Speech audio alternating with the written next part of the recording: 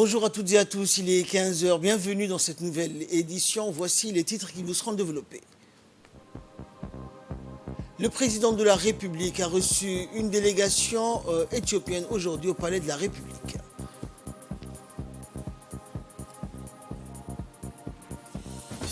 Dans l'actualité nationale toujours, cérémonie de clôture du projet d'employabilité de la main-d'œuvre djiboutienne, une cérémonie organisée par le ministère de l'Éducation nationale et le ministère du Travail.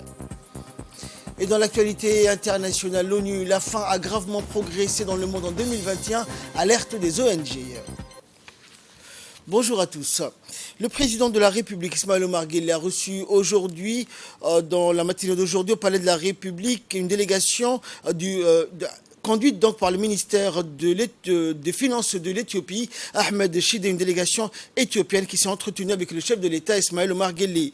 Au cours de l'entretien avec le président Guelleh, le ministre des Finances de l'Éthiopie a transmis au président de la République un message émanant du Premier ministre éthiopien, Dr Abiy Ahmed Ali, le rassurant que le prix de fruits et légumes et celui de l'importation du khat qui a provoqué une vive tension ces derniers jours entre les commerçants éthiopiens et djiboutiens ont été tous abandonnés. Les prix des fruits et légumes et celui de l'importation du khat redeviendront dès aujourd'hui à la norme et leur ancien prix. Dans ce message transmis au président de la République, le Premier ministre éthiopien témoigne également de la solidarité, la fraternité au peuple djiboutien et au gouvernement. Et durant l'entretien avec le chef de l'État, Ismaël Omar Guelleh, il a été également question de la mise en place d'une commission mixte djiboutienne et éthiopienne qui va instituer ensemble désormais le prix et tout changement provenant des deux pays. Écoutons pour plus de précision l'intervention donc du chef de la diplomatie djiboutienne et porte-parole du gouvernement, Mahmoud Ali Youssouf. Une forte délégation éthiopienne donc conduite par le ministre Ahmed Shide est venue à Djibouti avec un message fort, comme il l'a expliqué. Et les histoires de légumes, de fruits, des prix qui avaient été augmentés ont été donc abandonnés. C'est une très bonne chose, je crois que ça rentre dans un esprit de fraternité, de partenariat qui existe entre l'Éthiopie et Djibouti. Et nous avons des mécanismes de résolution de ce genre de problèmes. Et ces mécanismes sont la commission mixte, les comités techniques qui vont siéger très prochainement, comme il l'a signalé, dans un délai de 2 mois. Il faut savoir aussi que de l'autre côté, il y avait des décisions qui avaient été prises au niveau de l'autorité d'IPOR pour augmenter les frais maritimes. Il y a un effort d'explication à faire et puis cette décision aussi a été donc reportée. Et nous sommes persuadés que l'Éthiopie et Djibouti entretiennent des relations qui sont extrêmement étroites et tout ce qui peut perturber je dirais la tranquillité sociale, sécuritaire, le bon fonctionnement économique des deux pays, tout cela est souvent résolu au plus haut niveau. Je crois que le Premier ministre a dépêché cette forte délégation pour exprimer ce souci particulier de l'Éthiopie, de lever un certain nombre d'incompréhensions et de confusions. Du côté du président Guelleh aussi, il leur a expliqué que même si à cause de l'inflation mondiale, les décisions qui ont été prises sur l'augmentation des tarifs pour les frais maritimes, là aussi, Djibouti va les reporter et ne va pas les appliquer maintenant, afin de donner le temps aux opérateurs d'expliquer, de comprendre, etc. Et au niveau de la commission mixte au mois de septembre, on aura l'occasion de réfléchir sur ces questions. Il y a également la question d'une réflexion stratégique à mener sur la façon de surmonter tous ces problèmes techniques, commerciaux et autres, et surtout réfléchir au comment rapidement contenir ce genre de défis avant que cela ne prenne des proportions qui parfois sont difficiles à être supportées par nos populations. Donc nous aurons une forme de retraite également avant la réunion ministérielle en Éthiopie, une retraite pour réfléchir à toutes ces questions qui nous semblent extrêmement importantes. Donc bonne nouvelle pour la population djiboutienne, bonne nouvelle aussi pour la population éthiopienne. Tout est rentré dans l'ordre, tout revient donc comme ils étaient avant cette petite crise et on ne peut que se féliciter de cela. Dans l'actualité également, la commission de la législation, de l'administration générale et des droits humains a procédé aujourd'hui, sous la présidence de l'honorable Kaltoum Farah Serid, à l'examen du projet de loi numéro 162 portant organisation du ministère de la Jeunesse et de la Culture. Cette réunion qui a vu la participation des parlementaires, membres et non-membres de la commission, s'est déroulée en présence du docteur Hibo Moumel Assoué, ministre de la Jeunesse et de la Culture, et des techniciens issus des départements ministériels. Au terme de discussions riches et instructives, le projet fait l'objet d'un avis favorable pour sa transmission et adoption en séance publique avec amendement.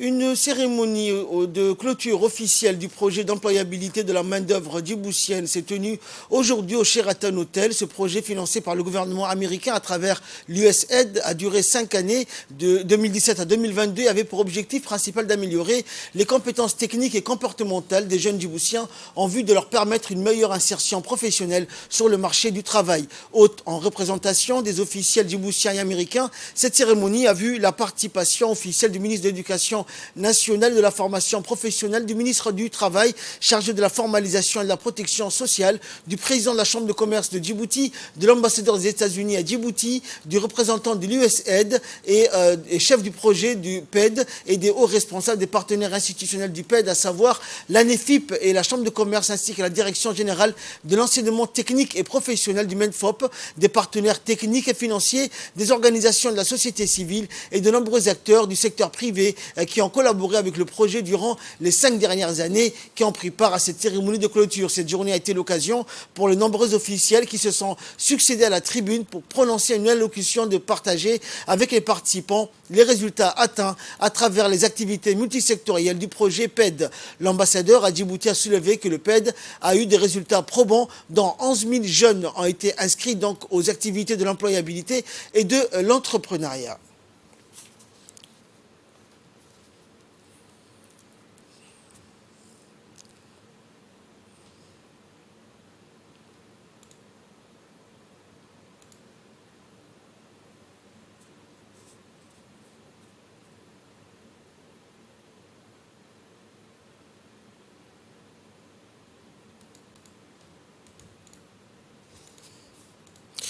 Une cérémonie de graduation s'est tenue hier au Sheraton Hotel de Djibouti à l'occasion de la remise des certificats aux lauréats bénéficiaires d'une formation d'importance sanitaire. Placé sous la présidence du secrétaire général du ministère de la Santé, Dr Salah Banoïta, l'événement a réuni aussi la représentante de l'OMS à Djibouti, le directeur des programmes de la FENET et bien sûr le directeur général de l'UNSPD, des représentants de l'IGAD ainsi que de nombreux hauts cadres et plusieurs départements ministériels du pays. À noter aussi la participation des responsables sanitaires des différents corps de défense et de sécurité. Après la graduation des 22 participants, le 9 février dernier, 24 apprenants issus du ministère de la Santé et des corps constitués de Djibouti ont été recrutés pour constituer la deuxième cohorte de DjibFEPT. L'atelier 3 s'est déroulé les 4 et 5 juillet au Sheraton Hotel, au cours duquel chacun des 20 résidents a présenté ses livrables et chaque résident a aussi présenté une investigation de cas ou d'une épidémie flambe donc qu'il a réalisé ou participé. Désormais, ils sont capables de mener les phases descriptives de toute épidémie de maladie et la décrire en termes de temps, de lieu et de caractéristiques de la personne.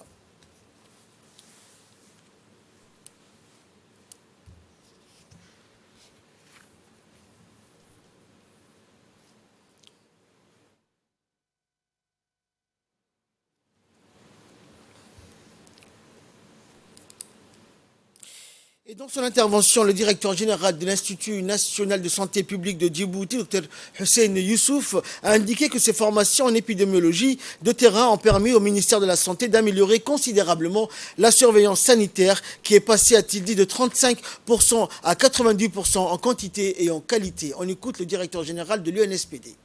Parmi le gradier de la première cohorte et certains entomologistes, on a pu présenter avec l'aide de certains collègues présenter 5 personnes, 5 Djiboutiens à une formation master en entomologie. Les dossiers de 5 personnes ont été envoyés, acceptés par le pays frère, le Burkina Faso, qui vont partir incessamment après les fêtes des Tabaski, donc après la fête de l'Aïd el-Kabir, répartir, faire une formation en entomologie avec l'aval du ministre de la Santé la semaine dernière et financé totalement par l'Institut de santé publique. Ils vont faire une formation de base en entomologie pendant 2 ans. Et ce sera l'occasion pour nous d'avoir, puisqu'au niveau de l'Institut, on a pu former des médecins et également des biologistes depuis leur master jusqu'au doctorat. Cette fois-ci, on veut se diversifier dans le domaine de l'entomologie. Et le dernier point qui est capital, c'est le Public Health Emergency Management. Nous avons pu envoyer ce dossier avec l'aide surtout de nos collègues d'AFNET, et spécialement Prosper et mon collègue et ami Dr Sego, qui d'arrache-pied, étant lui-même diplômé de cette faculté de CDC d'attentat, a pu parler au nom de Djibouti. Et c'est la première fois que Djibouti n'était pas dans les programmes. Vraiment, c'est une importance capitale. Djibouti n'était pas dans les programmes. On a pu envoyer le dossier de 7 personnes. 2 personnes ont été retenues. Pour chaque pays, déjà, il y a 15 postes pour le pays, par cohorte. Et parmi les 15 postes, on a pu avoir 2 postes. On n'était pas dans le programme, on a pu avoir 2 postes. Et les 2 personnes vont être un médecin et un épidémiologiste vont être formés à partir de novembre. Jusqu'à novembre, donc à partir d'août, 29 août, ils vont être formés de façon senior Health Expert Public Health Emergency Management. Et de son côté, le secrétaire général du ministère de la Santé, Dr Salah Benoïta Tourab, a souligné que le ministère de la Santé a voulu renforcer les capacités de son personnel technique et administratif pour mieux faire face aux différentes épidémies. On l'écoute. Nous savons que le monde est unique et donc nous pouvons faire un jour ou l'autre une épidémie qui apparaisse, faire face un jour ou l'autre, une épidémie qui apparaisse en Asie, en Amérique, venir à Djibouti.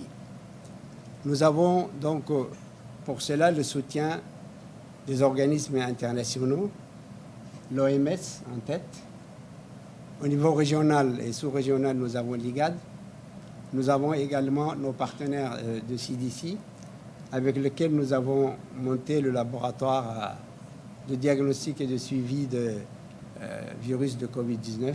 Je voudrais vous dire ici que maintenant que vous êtes mobilisés, je pense que nous aurons une meilleure arme pour d'abord détecter l'apparition des épidémies et après également riposter ensemble pour qu'on ait le moins possible de conséquences sur la santé de notre pays. Quand on parle de la santé, on parle aussi des répercussions socio-économiques. Nous avons constaté cela avec la pandémie de la Covid-19. Je voudrais donc, au nom du ministère de la Santé, au nom du gouvernement de Djibouti, remercier tous ceux qui se sont mobilisés pour clôturer cette formation qui a duré 3 jours, mais je sais que sur le terrain, vous avez été plusieurs mois. Et dans l'actualité, toujours sous l'égide du ministère de l'Agriculture, de l'eau, de l'élevage, de la pêche et des ressources halieutiques, une campagne de traitement médical des cheptels, des familles nomades de l'ensemble des zones de brousse de la région est en cours depuis le mois de mars dernier dans la région située au sud-est du pays. Cette campagne de livraison de traitements médicaux animaliers est menée en étroite collaboration avec l'unité chargée des affaires civiles de l'armée américaine stationnée dans notre pays. Notons bien qu'elle survient à une période cruciale où une sécheresse récurrente sévit dans l'ensemble du territoire national, voire de la Corne de l'Afrique, une raréfaction du pâturage qui affaiblit fortement les bêtes, seule ressource de survie des populations en brousse.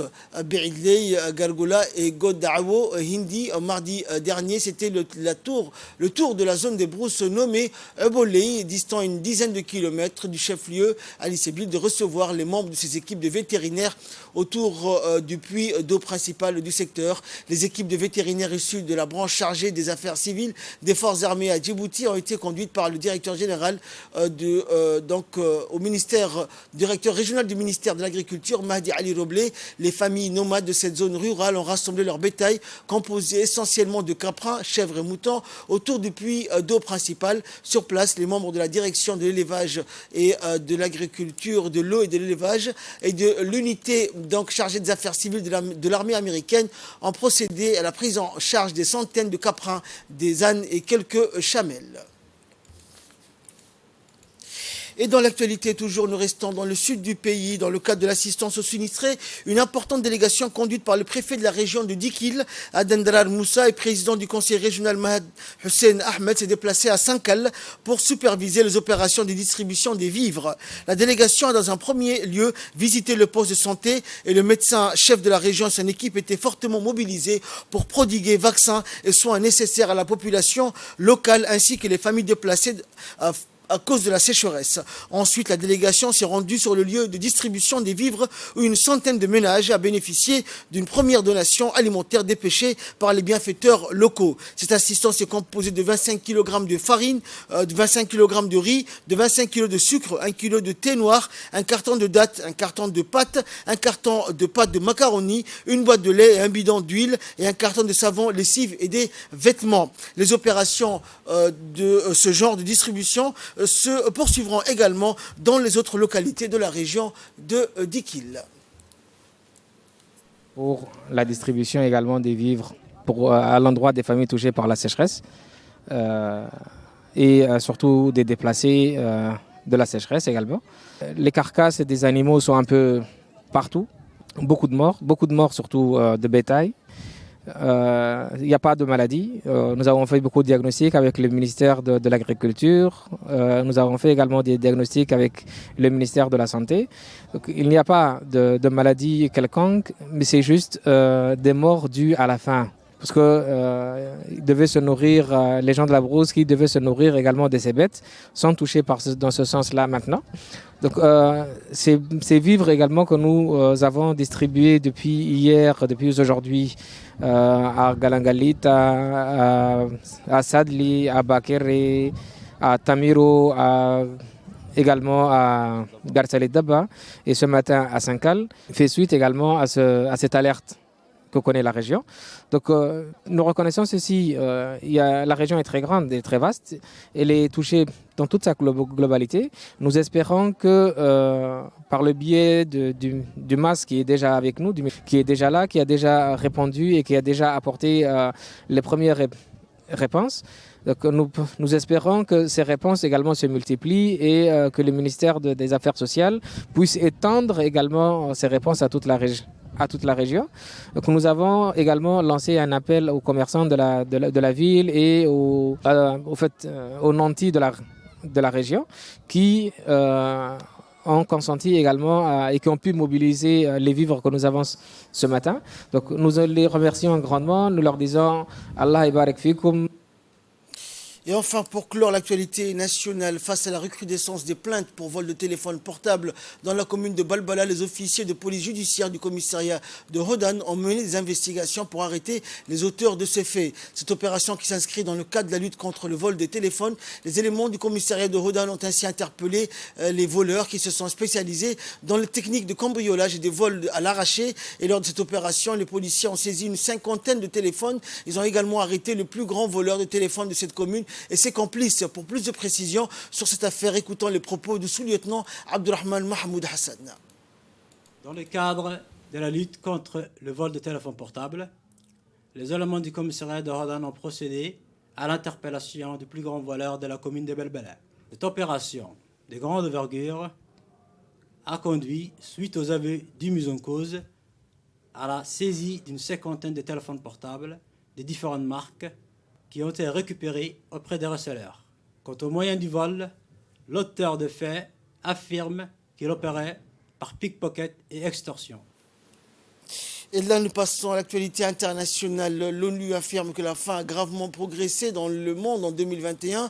Nous devons tirer le signal d'alarme. L'objectif d'éliminer la faim en 2030 s'éloigne dangereusement, ont prévenu hier à l'ONU 5 agences internationales œuvrant pour la sécurité alimentaire qui dressent un sombre tableau de 2021 avant même le début de la guerre en Ukraine. C'est 46 millions de plus qu'en 2020 et 150 millions de plus qu'en 2019, 2 années marquées par l'épidémie de Covid-19 qui a durablement affaibli les système alimentaire. Le monde s'éloigne de son objectif d'éliminer la faim, l'insécurité alimentaire et la malnutrition sous toutes ses formes d'ici 2030, prévient la FAO en référence à l'objectif de développement durable de l'ONU, faim zéro. Plus largement, 2,3 milliards de personnes ont souffert d'insécurité alimentaire grave ou modérée à un moment de l'année 2021, ce qui signifie qu'elles n'ont pas eu accès à une alimentation adéquate ou ont eu des difficultés à se nourrir pendant certaines périodes.